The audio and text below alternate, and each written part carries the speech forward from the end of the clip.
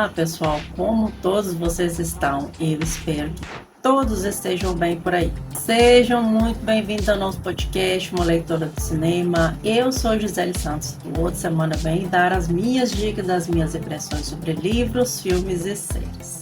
E gente, eu vou pôr o vídeo na hora que eu conseguir, porque infelizmente a minha correria está demais da conta. Então, dando prosseguimento ao nosso projeto Leitores de Shakespeare, vamos à primeira parte de Henrique VI.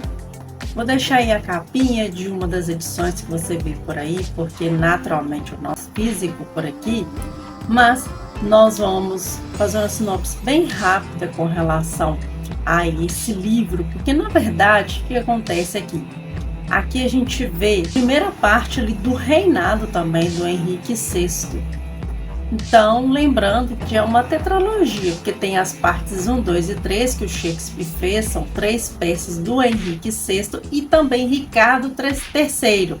Então, ele consegue montar uma história completa sobre ali a história da Inglaterra, né, na visão dele, e vendo esses personagens que para ele também são muito importantes para a história. Então aqui a gente vai ver mais uma vez a sucessão de Atrapalhado, que começa com o funeral do pai do Henrique VI, que é o Henrique V. Só que o que acontece? Quando ele acaba se tornando rei, ele era muito bebezinho, ele só tinha 9 meses de idade.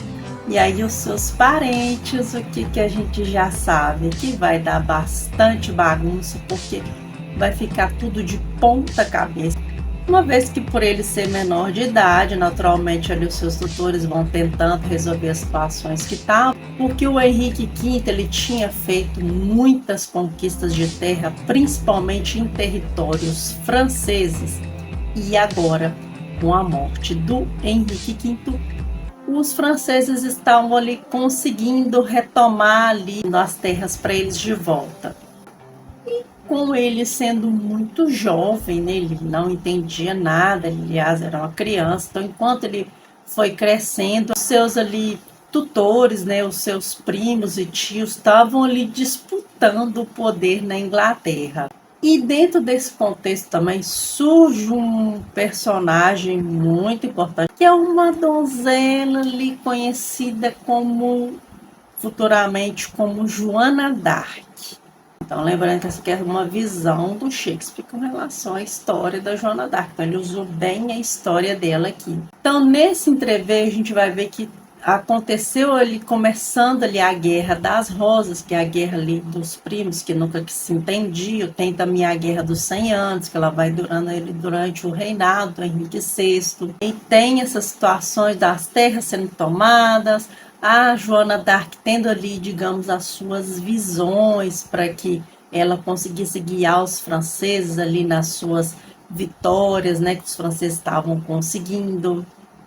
Também a gente tem a questão da captura da Joana d'Arc, o julgamento e condenação dela. Então a gente vê todo esse entreveio acontecendo e o Henrique VI ali crescendo, lá para a terceira cena, na verdade, que ele vai aparecer bem novinho, ali com seus 20 e poucos aninhos, ele tentando ali mediar toda essa confusão que estava ali entre os seus familiares, querendo o posto de monarca supremo da Inglaterra e não se dando muito bem com isso. E também um dos seus primos, tios, tendo a brilhante ideia de casar o Henrique VI com a Margarida.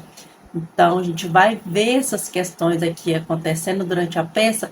Uma peça bastante ágil, é uma peça considerada histórica, mas com umas pitadas ali na minha visão de fantasia. Então aqui você vê muitos conflitos, você vê o Shakespeare contando algumas batalhas, enfim, que acontecem aqui.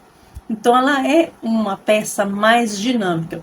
Eu imagino que, eu até lembro de ter visto em algum dos livros, mais para a gente poder estudar sobre Shakespeare, que as peças do Shakespeare eram melhores para serem vistas no teatro. Me parece que na autobiografia da Agatha Christie mesmo, ela colocava isso, que as peças do Shakespeare, o ideal seria você ver elas nas peças e não lendo sobre elas, que ela achava isso uma verdadeira ilusão.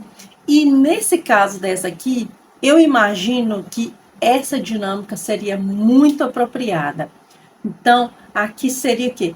Um pano de fundo para as próximas peças, na verdade, do Shakespeare com relação à história do Henrique VI. E lembrando que essa história mesmo dessa colonização ali dos Lancaster, uma vez que o Henrique VI foi o último rei Lancaster, e então começou lá atrás com Henrique IV, se eu não me engano, e aí foi tendo essa trajetória aí, uma das monarquias mais, como eu posso dizer, mais prósperas, né, na verdade, da Inglaterra. Então aqui a gente vai ver um pouco dessa dinâmica inicial do reinado ali do Henrique VI e as atrapalhadas, porque ele era tão jovem e não tinha jeito, gente. Quando a gente não tem experiência, ainda tem um bocado de parente que gosta de ali tentar puxar o tapete e se aproveitar da sua ingenuidade, você já sabe que vai dar merda, que não tem jeito.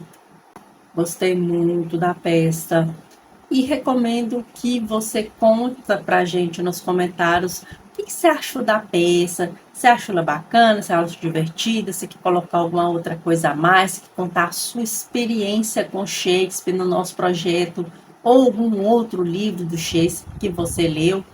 Conta pra gente que eu vou gostar muito de saber a opinião de cada um de vocês. Então, essas são as minhas impressões da nossa história aqui. Lembrando que essas são as minhas opiniões pessoais. Então, se você não concorda comigo, tá tudo certo, a gente continua sendo amigos. E então, na última quinta do mês de abril, nós vamos continuar a história de Henrique VI na segunda peça, né? Na segunda parte de Henrique VI. Então eu vejo vocês lá. Então é isso, nos vemos nos próximos vídeos do canal. Um grande abraço e até mais.